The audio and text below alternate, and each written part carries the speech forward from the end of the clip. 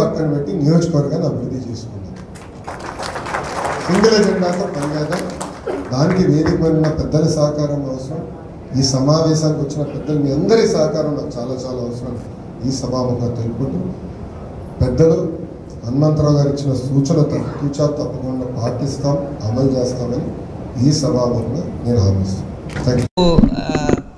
చాలా ఆర్గనైజ్డ్గా చాలా కష్టపడి చేశారు. నాకు చాలా ఆనందంగా ఉంది.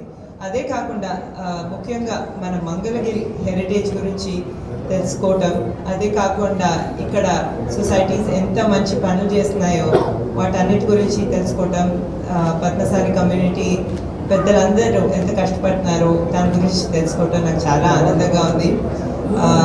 లోకేష్ గారు కమిట్మెంట్ ఇచ్చారు.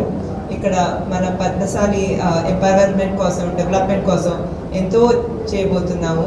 అది కాకుండా ఇక్కడ చేనేత కార్మికులే కాకుండా స్వర్ణకారులు చాలా మంది ఉన్నారండి, చాలా టాలెంటెడ్ వారు ఉన్నారు. ఆయన కమిట్మెంట్ ఇచ్చినట్టు రాబోయే 4-5 monthsలోనే ఇక్కడ మన సౌత్ ఇండియాలో ఒక గోల్డ్ హబ్గా తీర్చిదిద్దడానికి కష్టపడతాం.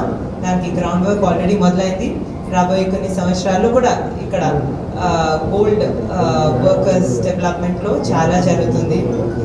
ఆ డైరెక్షన్లోనే లక్ష్మీ నరసింహ స్వర్ణకారుల కార్పొరేషన్ కూడా మొదలు పెట్టడం ఆల్రెడీ జరిగింది. అందుకే చాలా వర్క్ కూడా మొదలు పెట్టడం జరిగింది. మరొకసారి నన్ను ఇక్కడ ఇన్వైట్ చేసినందుకు మీ అందరికీ ధన్యవాదాలు తెలుపుకుంటూ నేను సెలవు తీసుకుంటాను.